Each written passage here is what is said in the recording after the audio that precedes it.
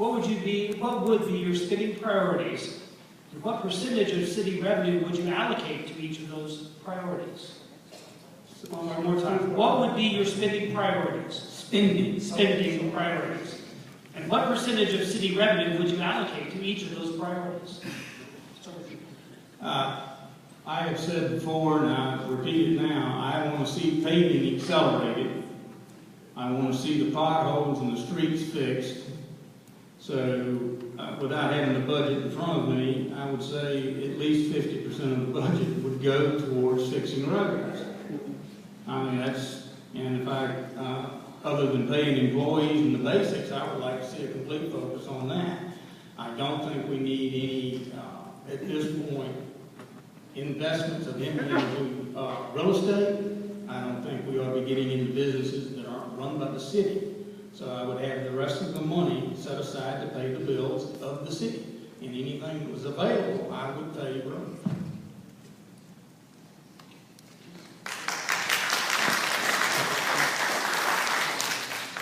Okay, well, basically, you know, number one is police, you know, and 30% of it's going to go to there. I think that's one of the main things to keep our people safe, our citizens safe, the right size police force so that all of us feel comfortable. There's no doubt in my mind that we have a police force now second to none. I know what it was before, and it was unsapped. The other thing is infrastructure. Not only roads, paved, but also storm sewers, sidewalks, etc. And that is another high factor. I don't know the exact percentage of it, but we'll say, you know, 20% there. At least, you know, a large percentage of our revenues, somewhere in the neighborhood of about 35 to 40%, are going to go to personnel and contracts. So if you want to include that, that's one of the things you can include. I think the last thing is just potholes. Let me address potholes. I work for the highway department, believe it or not. I used to work on an asphalt crew. I know a little bit about potholes. And if you see potholes around here that aren't fixed, you email me and I'll make sure they get fixed, because I drive around a lot. And when we first took over the city, we were pothole city, and it's not the case anymore. But the one thing we have to ensure we do is also put money in reserve. Because you know what? Unless you have money in reserve and you have money in the bank, you can't do anything. So we must make sure that we keep money in reserve and have money in the bank for future rainy days. Time is up. Thank you. We'll start from District 2 with Hayward. What would be your spending priorities, and what percentage of city revenue would you allocate to each of those priorities? I'm gonna echo what Denny said in terms of safety. I think one of the most important things a councilman can do is focus on safety for his citizens. I think we do have an excellent police force, but we need to make sure that they have the tools they need to keep the adequate level of safety that they've been providing us. And I think that's very important. The other thing is just basically infrastructure, as well, also what Denny said. We need to focus on our infrastructure, and that's not just paving roads.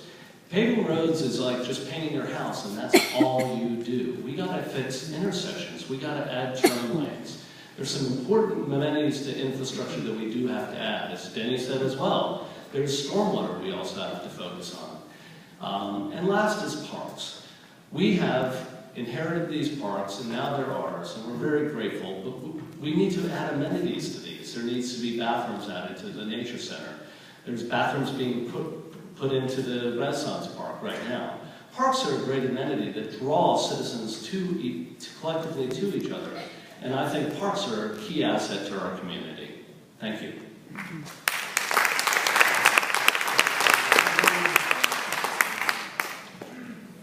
Well, it's one of the pillars of my campaign, I think. This question kind of fits well into.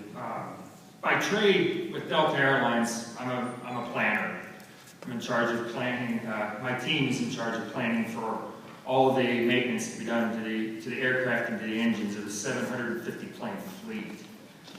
And so I guess just by my natural thought process, I think we really need to get down to a master plan for Dunwoody that the community buys into, that addresses our traffic needs, that addresses what we're going to do with our parks, what we want our parks to look like, and what we want them to have. And while the city does have a variety of transportation master plan, parks master plan, comprehensive land use plan, it's almost kind of like having 3 different maps that you're trying to follow.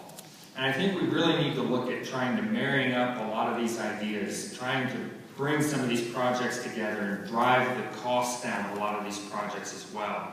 Also, so we can plan for the future, so we know which intersections will be problematic in the near future. It's just not necessarily paying attention, but understanding exactly what the needs of the community are. Following that is community safety. I think we do have a great police force. We don't want it to deteriorate. And stoplights and crosswalks, well-marked crosswalks are important, I believe. Thank you. Thank you.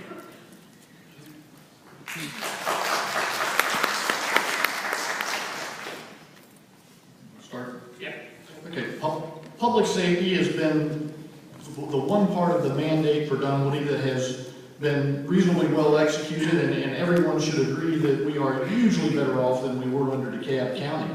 I would say right now public safety should stay about the same, but we need to monitor that and make sure that Chief Brogan has the resources he needs to maintain the great services those guys have been providing. Beyond that, our city council and staff have been spending way too much money and time on Project Renaissance. It is a distraction from the business of government, and we cannot get into any more deals of that nature, and we've got to get through this one with as little financial damage to the city as possible.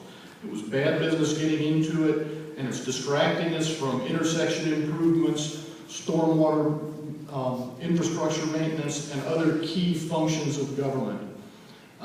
On parks and amenities, we also need to pay attention to that, but we need to be a little bit careful because we may have a $7 million windfall from DeKalb County. So until that shakes out, it would be prudent to wait until, to spend too much money in that area until we see the results of that lawsuit. Hopefully that comes through for us, and that'll be a great thing. Thank you. All right, let's go to District 3 in San The city's been operating with a surplus every year, and that's really a good thing because that's actually required by Georgia law. But that doesn't mean that we're spending money on the right things. I do believe we're spending about the right amount of money on the police. They're requesting a crime analyst, and I think that might be something we want to look at. I think that it's important to work to fight crime in a smart sort of way. Personally, I would love to see criminals in Georgia know that they are not welcome here. And I think we really need to do whatever it takes to make that happen within reason. Obviously, we can't spend all of our budget on that.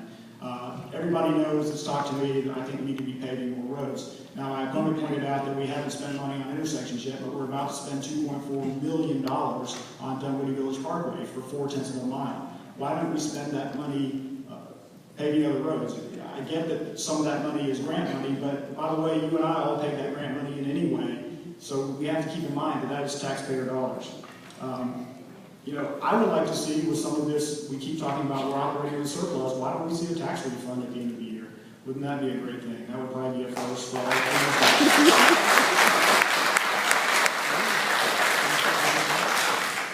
The biggest thing I've seen questions about is parks, and I think we really need to look at trying to get that $7 million for Brook Run, and that would really probably change our plan with the way we work with parks. All right, thank you.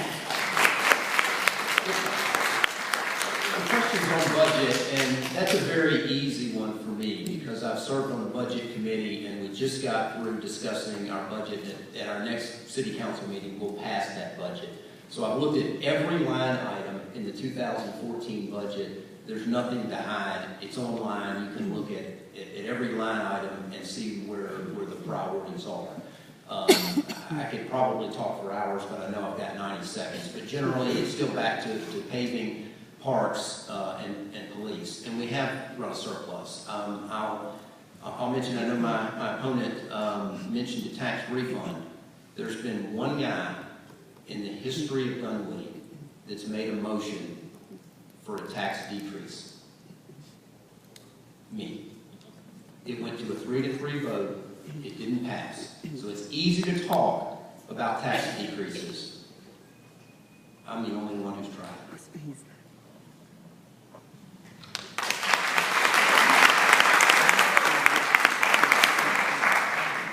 All right, now we're going to move to questions.